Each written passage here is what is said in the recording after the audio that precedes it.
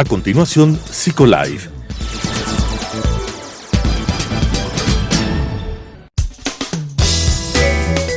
Clasificación A. Apto para todo público.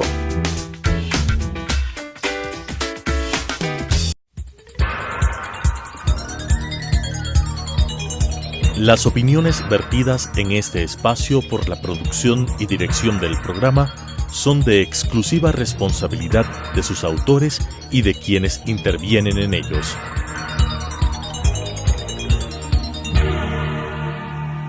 Telesucesos Canal 29 UHF presenta Psicolife, un programa creado para hablar de psicología desde una vertiente científica pero amena con la conducción de la doctora Elizabeth Montenegro. Psicolife. Amigos de Psicolife, cambiando tu vida desde tu mente. Bienvenidos a esta nueva edición de este programa. Semana a semana se acerca a sus hogares para abordar sobre temas importantes en relación al bienestar psicológico, al bienestar emocional. Hoy tengo una invitada muy especial, muy importante. Ella es María José Constante, es educadora parvularia, además tiene una maestría en educación y género y tiene una amplia experiencia en el trabajo con niños en edad preescolar. Le hemos invitado justamente ahora para conversar sobre este tema, sobre cómo acompañar a los niños pequeñitos, a los niños que están entre las edades comprendidas entre 2, 3 y 4 años que estaban cursando el inicial en esta nueva realidad educativa. Muchos de ellos sí están inmersos en una educación virtual, otros no aún, otros han tenido que optar por el acompañamiento del Ministerio de Educación desde casa y otros niños dejaron simplemente el sistema escolar. Entonces, María José nos va a contar un poco cómo está este panorama y además nos va a ir dando algunas indicaciones, algunas recomendaciones que papá y mamá pueden hacer en casa para estimular este periodo importantísimo del desarrollo de la vida de los niños. María José, bienvenida. Gracias por haber aceptado esta invitación al programa. Hola Eli, buenas tardes con todos y todas. Muchas gracias por la invitación. Estoy muy abierta para contarte y ayudarles a todas las familias con este tema que es muy importante. Sí, así es, definitivamente, porque mira, Majo, toda la atención en el ámbito psicológico, educativo, se ha centrado sobre todo en cómo están aprendiendo los niños en la educación básica, qué pasa con los adolescentes, qué pasa con el bachillerato y obviamente la universidad. Pero este grupo de niños, estos más chiquititos, quienes estaban empezando sus primeros pasos en el mundo de la educación, han quedado un poco como, no digo de lado, sino más bien como que no se ha puesto mayor atención a ellos, porque obviamente como es un grupo en una edad tan temprana, parecería, ¿no es cierto?, que no se requiere una educación vía Zoom o un acompañamiento virtual en ellos, porque poco a poco se va a ir dando su desarrollo. Sin embargo, la realidad parecería ser otra. Cuéntanos un poco sobre tu experiencia. ¿Cuál es la realidad que están viviendo los niños en educación inicial? Ya, Eli, todo esto ha sido un proceso de transición desde que empezó la pandemia, porque llevarles el mundo de la escuela donde tenían las áreas abiertas y corrían, llevarles a una casa reducida donde ni siquiera muchas familias tienen todos los materiales. Entonces, muchos niños y niñas sí han tenido problemas emocionales como ansiedad, frustración, miedo de no entender por qué no salimos a la casa, de la casa, qué pasa afuera. Entonces, sí han habido algunos problemas y se ha ido trabajando esto. Ajá. Ahora, para algunos niños, porque pensemos este año escolar, ¿verdad? Se abrió la educación básica para los niños y la educación virtual para ellos, pero la educación inicial no necesariamente se habilitó para todos los niños, obviamente menos en la modalidad presencial y en algunos casos muy escasos esta opción de que los niños empiecen a recibir clases también vía Zoom. ¿Qué tan factible es para un niño que tiene 2 años, 3 años, poder sentarse realmente frente a un computador y atender a la clase con la maestra? A ver, sí, como te decía antes, fue un proceso de adaptación en realidad. Sí, cuando un niño recién ingresa a la escuela se va adaptando. Y ahora también estar sentado frente a una computadora también se fue adaptando. Pero vamos a entender que son niños que ya han nacido con la tecnología, que de una u otra forma se divierten y esto, pero sí ha sido un largo proceso captar su atención y su concentración, porque yo no estoy cerca de ellos para que ellos me puedan mirar, tocar y poder manejar esta situación. Entonces también se han ido adaptando de poco en poco hasta saberse sentar, mirar una computadora, ver el tiempo que están ahí. Ha sido un proceso igual, no nos ha costado, pero lo estamos intentando hasta el día de hoy. ¿Cómo logran ustedes como maestras parvularias hacer que un niño tan chiquito empiece a interactuar con ustedes en la clase? Tú nos dices, es difícil que mantengan la atención, es difícil que se concentren en lo que están haciendo. ¿Cómo logran ese enganche? ¿Cómo logran hacer ese clic para que el niño les siga en el ritmo? Exacto, hacemos de la siguiente forma. Primero con canciones, por medio de juegos, con títeres y también con un aprendizaje desde el cuerpo. Por ejemplo, hacemos ejemplo de saltar, si saltamos en las figuras, si saltamos en los números, entonces les hago que se paren, porque estar mucho tiempo también sentados provoca un aburrimiento y que su tiempo de concentración se vaya limitando. Entonces sí hago que el aprendizaje sea desde el cuerpo como un aprendizaje significativo que tenga más experiencia para transmitir el mensaje. Para los niños, de hecho, esa edad, lo más importante es el movimiento, lo más importante es la acción, porque ellos están experimentando y a través de su cuerpo, con el movimiento, van descubriendo el mundo en definitiva. Sí. Entonces, ha sido sencillo, no sencillo, ha sido viable de alguna manera el poder enganchar justamente esa posibilidad de que tú nos dices, ellos se paren, se muevan a través de la pantalla, pero a la vez no se vayan de la cámara, ¿verdad? No se vayan del foco de atención de la profe y de lo que ella les está direccionando. ¿Cómo se logra hacer eso? Claro, eso también ha sido una dificultad porque muchas familias me dicen, ¿cómo yo le mantengo sentado? Es que después se va, ¿qué hago, profe? Entonces, doy también consejos y eso es lo que la mayoría de profesoras hace, porque en nuestra aula nosotros ya sabíamos nuestras reglas. Entonces, les digo a los papis, vamos a crear reglas en el espacio. ¿Reglas en dónde? La primera regla es estar sentado, poner atención, escuchar. Entonces, se van generando 3 reglas. Y también estas reglas después se van convirtiendo en hábitos que ellos lo van asociando, como cuando entraban a la escuela. Ellos sabían que se sentaban en el aula, en la silla y ponían atención. Iban al patio y jugaban. Entonces es lo mismo, pero es nuevamente un proceso de transición que con las familias se está adaptando esta nueva modalidad. Tú nos hablas de las familias, es decir, que en este proceso de educación no es solamente el sentarle al niño frente al computador y dejar que el niño vaya interactuando con la maestra. Necesariamente tiene que haber un adulto, algún miembro de la familia haciendo este proceso de acompañamiento. Sí, Eli, es muy necesario, aparte que son pequeñitos, necesitan el acompañamiento porque nosotros damos la clase guiada, entonces nosotros explicamos y ellos son los que pueden estar con ellos, tocarles, explicarles, entonces sí es necesario que la familia esté con ellos porque por más que ellos hayan estado con la tecnología y conozcan, es necesario que la persona le guíe, le explique cuáles son las reglas, porque si no ellos se pierden y se distraen con facilidad.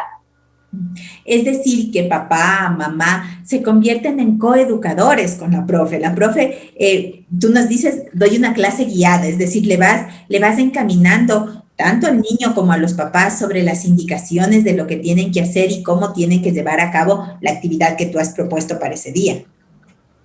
Sí, Eli, nosotros les vamos guiando y ellos son los que se van encargando también de ayudarnos a realizar la actividad. Y más que a realizar, a que ellos cumplan, porque nosotros estamos explicando la clase, pero no podemos tampoco revisar si lo hicieron bien. Entonces los papis hacen, les ayudan, obviamente, les apoyan, es la palabra que yo digo, más que ayudar. Son un apoyo, tanto con los niños y con nosotras también.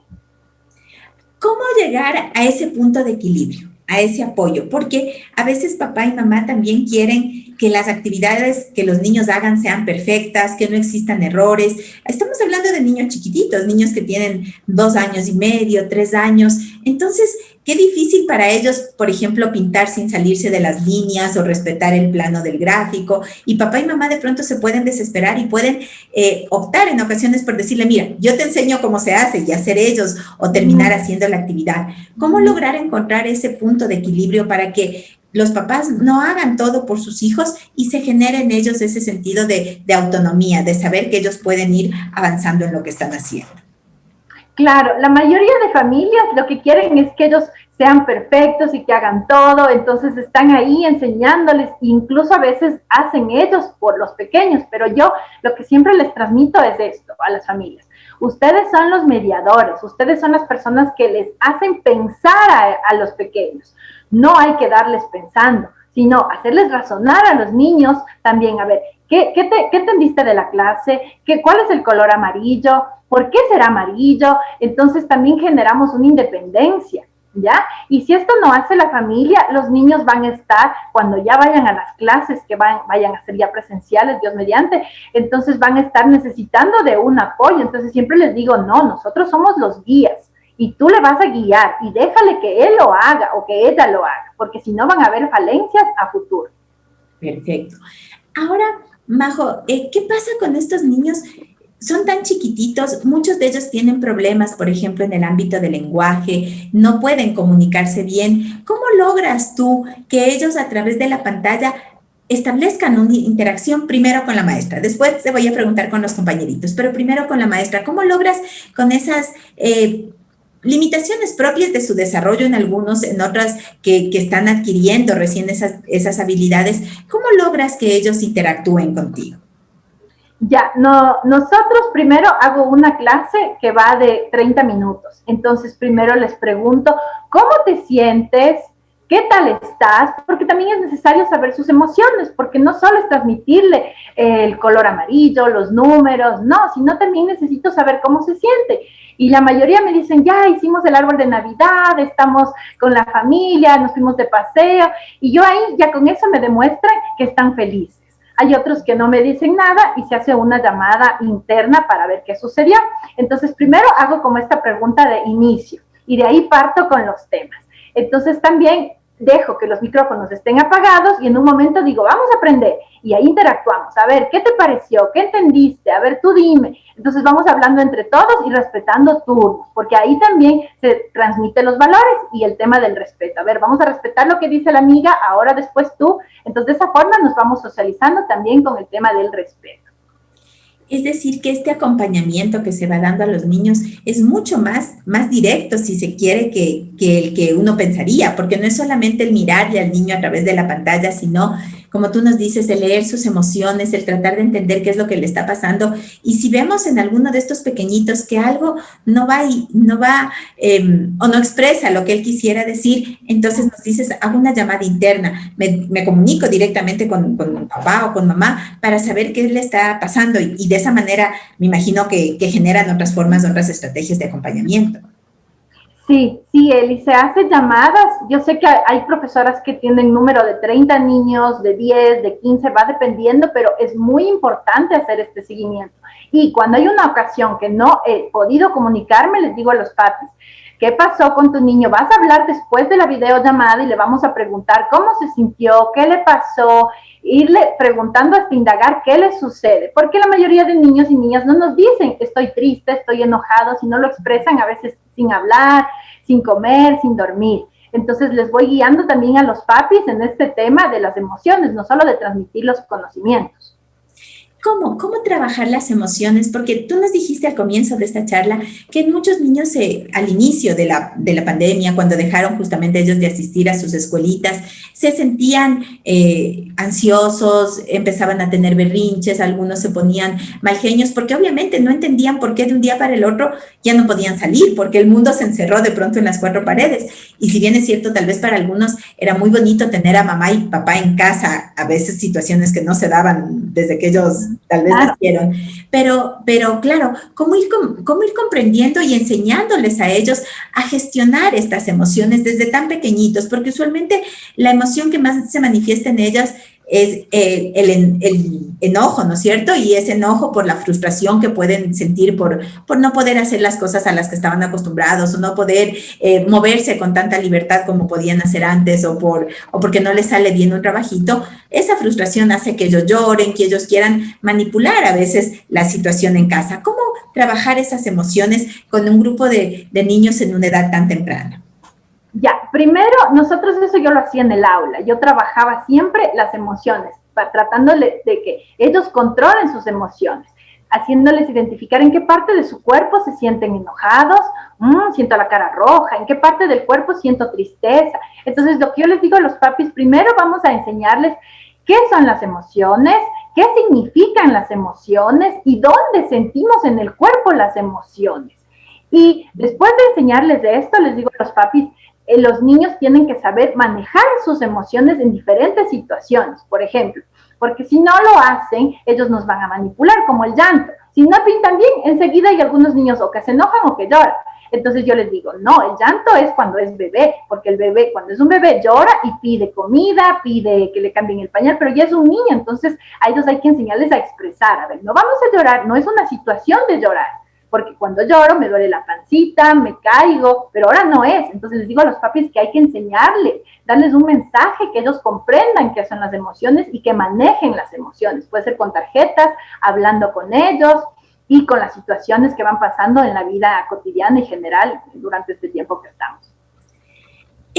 Esta preparación, porque realmente ahora desde la casa es una preparación como un entrenamiento para estos pequeñitos para en algún momento determinado, como tú bien decías, cuando se pueda volver a las clases regulares, para ellos no sea un impacto tan grande, no sea primero el impacto de haber cortado todo lo que son sus hábitos de trabajo en cuanto al aprendizaje como tal, y por otro lado también el poder interactuar y relacionarse de una manera adecuada con sus demás compañeritos. ¿Es factible también la socialización así, a través de una pantalla? Los niños se socializan. Tú nos explicabas cómo interactúas tú con ellos y cómo ellos te cuentan lo que han hecho y demás. Pero ¿cómo se relacionan con sus otros compañeritos si solo ven cuadritos en la pantalla? Exacto, esto también ha sido también una nueva adaptación, tanto ellos como los profes. Entonces, ¿qué es lo que hacemos, no? Primero es la actividad inicial. Entonces les digo, a ver, la profe se va a esconder y apago la pantalla. Después le digo, ahora vamos a ver quién se esconde. ¿Quién desapareció de ahí? Vamos a buscar, ¿quién nos falta? Entonces ellos están ahí mirando y así también capto su atención.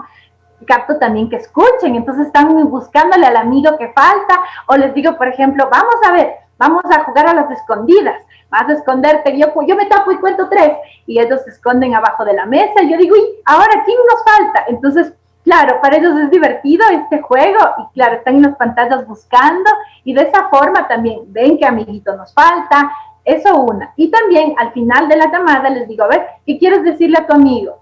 Que se cuide mucho, que espero verle. Entonces van hablando al final de la llamada, también hago una socialización entre ellos. Y de esa manera vamos creando esos vínculos de amistad que son importantes, aunque sea a la distancia, hasta que ellos puedan volverse a encontrar. Ahora bien, tú nos decías, Majo, que la clase usualmente o la sesión se prepara para unos 30 minutos, que es el tiempo en el cual el niño realmente se va a sentir como motivado para ir trabajando. ¿Qué pueden hacer los papás después? Porque hablamos de 30 minutos en todo un día completo en el que los niños tienen un montón de energía, quieren hacer muchas cosas. ¿Qué podemos hacer con estos pequeños para que no se rompa ese desarrollo evolutivo y ese desarrollo de sus habilidades que tiene que darse en esta etapa y que es tan importante? Sí, el primer consejo que yo les digo a las familias es crear un horario personal de cada familia, porque cada familia es un mundo. Y ese horario hay que respetarlo. Entonces, a tal hora le despierto, porque incluso yo no le puedo tener al niño todo el día en la pijama. O todo el día le doy de comer a veces a las 8, después otros días a las 7. No, hay que generar un horario para establecer rutinas. Cuando se establecen rutinas se van generando hábitos. Los niños en realidad funcionan cuando están en hábitos, como cuando estábamos en la escuela, yo les digo. En la escuela ellos sabían que empieza la hora del desayuno, después la clase, después del recreo. Ellos ya van sabiendo, pero es porque lo voy repitiendo todos los días. Entonces, primero el horario. Y después que ya tenemos eso, Eli, la familia tiene que generar también un momento en su horario de decir tiempo de juego, tiempo familiar. Y hay que hacerlo las mismas horas, los mismos días, para que su niño vaya también adaptándose. Y no solo esté en la clase, porque claro, son 30 minutos, y después, ¿qué hace? Entonces, yo tengo que ir repartiendo el tiempo y los niños van a irse adaptando. Hasta va a entender, a esta hora mi papá trabaja, mi mamá trabaja. Después voy a comer y de ahí voy al juego libre con ellos. Entonces, generar horarios es lo más importante. generar estos horarios, estos hábitos y en estas actividades del juego libre y de las actividades de las rutinas de casa, por ejemplo, el preparar la comida, el limpiar la casa, los niños pueden involucrarse también porque son otras áreas del desarrollo que van ayudándoles a ellos a formar su autonomía y su independencia y que son también necesarias de tener en cuenta en este periodo de tiempo. Sí, Eli, esto también es importante y lo pueden hacer, por ejemplo, cuando están cocinando, podemos decir, hoy vamos a hacer en nuestro tiempo familiar un pastel. Y aparte también podemos transmitir aprendizajes, conocimientos, un pastel grande, un pastel pequeño, el pastel lo dividimos en 4 partes, el pastel de qué color es, de qué sabor es, los olores, y así también generamos aprendizaje y trabajamos el área socioafectiva con la familia. Eso también es. Majo, es decir que no es que mi niño está muy chiquito, le voy a dejar que crezca más para empezar a introducir en estas actividades. Este es el tiempo de hacerlo. ¿Qué beneficios tiene un niño que ha sido llevado con una buena estimulación, con una estimulación adecuada en estos primeros años de su vida? Es muy importante trabajar y no esperar que crezca, como tú dices, Eli. No, hay que hacerlo ahora. Ellos nos comprenden, ellos saben lo que nos pasa, ellos son súper inteligentes. De hecho, hasta los 6 años hay que transmitirle muchos conocimientos porque su cerebro absorbe mucha información. Entonces, ¿qué beneficios nos obtenemos con todo esto? Primero, la confianza, porque ahora que están en casa, son ellos, la familia, son los profesores que les están enseñando. Entonces van generando más una confianza, más de cercanía, de socioafecto y también un apego seguro, porque ahora es el momento donde ellos van, las familias van transmitiendo esto. Aparte que una docente lo hacía en la mañana, pero qué más enriquecedor que lo haga la propia familia, porque se va generando bases seguras en su niño y su niña. ¿Y qué pasa con aquellos papitos que no pueden estar con sus hijos? Justamente tú decías por el teletrabajo, algunos ya no están ni siquiera en teletrabajo, muchos ya están asistiendo a sus trabajos presencialmente. ¿Qué pasa con estos pequeñitos que se quedan en casa al cuidado de otras personas? Estas personas también tienen, o papá y mamá pueden diseñar como que un horario para que se vaya cumpliendo con ellos, para que no se queden solamente como cuidadores de los niños, sino también como coeducadores de ellos. Ya, está bien que otras personas les ayuden si no puede la familia, está bien que otras personas les ayuden, pero hay que mantener también las mismas reglas, hablar el mismo lenguaje, para que ellos sepan qué reglas cumplir en qué espacios, al momento de la videollamada, al momento de comer. Entonces, sí, yo entiendo que las realidades de las diferentes familias, pero el mejor consejo que yo les doy es transmitir bien las reglas, que todos hablemos la misma regla, no que si llegó la abuelita vamos a poner otras reglas, o si llegó el papá, otras. No. Entonces es importante, si hay otras personas como coeducadores, que se mantengan con las mismas reglas. Y Majo, frente a estas reglas también entra en juego algo muy importante y que ocurre usualmente a veces con otros cuidadores o inclusive con los papás. Cuando el niño está muy inquieto, cuando los adultos tienen que hacer algo y sienten que como este niñito es tan pequeñito y requiere más atención, de pronto dicen, bueno, le siento frente al televisor o le pongo la tablet, le pongo el celular y dejo que se quede tranquilo, que esté ahí un rato distrayéndose. Muchos te dicen, pero está viendo dibujos animados o está viendo videos educativos, pero ¿eso es tan viable utilizar con niños en edades tan tempranas o es preferible limitar mucho su uso? Hay que limitar, tampoco prohibir. No, nada hay que prohibir, todo con un límite, pero obviamente con un acompañamiento. Y si lo hacemos, lo vamos a hacer como recomendable unos 10, exagerado 15 minutos, pero que esté con el papá o la mamá, porque si no, le van a dejar así de una forma tan solo y no va a trabajarse la parte socioafectiva. Y también podemos hacer otras actividades donde involucren el yoga, hacer un pastel. Entonces, sí está recomendado, pero con un uso adecuado y viendo que también hay otras gamas de actividades como las que les menciono. Y estas actividades motrices, estas actividades que generen la interacción con otros que Majo nos ha comentado, son actividades fundamentales porque el niño a esa edad temprana aprende justamente a través de los sentidos, aprende a través del movimiento y aprende a través del contacto con nosotros. Entonces, si queremos que nuestro niño desarrolle lenguaje, desarrolle autonomía, desarrolle confianza, la presencia de algún miembro de la familia va a ser fundamental en ese sentido.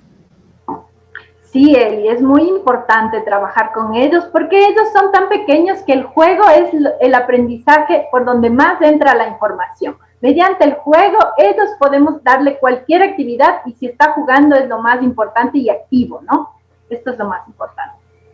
María José, qué gusto haber conversado contigo, qué lindos consejos que nos has dado, que nos has transmitido a través de este programa a aquellos papás y mamás que tienen niños pequeñitos y que posiblemente no sabían qué hacer. Pensemos entonces que sí, que la educación virtual también para ellos es una alternativa porque a los padres las profesoras pueden darles una guía sobre cómo ir trabajando con sus pequeños. Majo, quiero agradecerte nuevamente por habernos acompañado en este programa, agradecerles a ustedes también, amigos televidentes, que cada semana nos acompañan en Psicolife, que nos van sugiriendo temas, porque los temas que vamos proponiendo son justamente en función de las sugerencias que tenemos de ustedes. Decirles que nos pueden acompañar a través de nuestras redes sociales, hacerlo a través de Facebook en SEAD y Psicología, pueden mirar nuevamente este programa, compartirlo con aquellas personas que ustedes consideren que va a serlo de utilidad a través de YouTube en Telesucesos Psicolife y también pueden seguirnos a través de Instagram en Psicolife S. Gracias, hasta una próxima.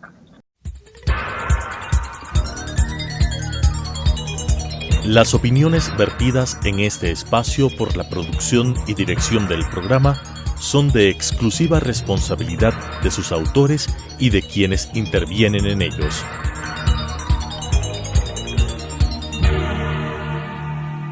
Telesucesos Canal 29 UHF presentó Psicolife, un programa creado para hablar de psicología desde una vertiente científica pero amena con la conducción de la doctora Elizabeth Montenegro.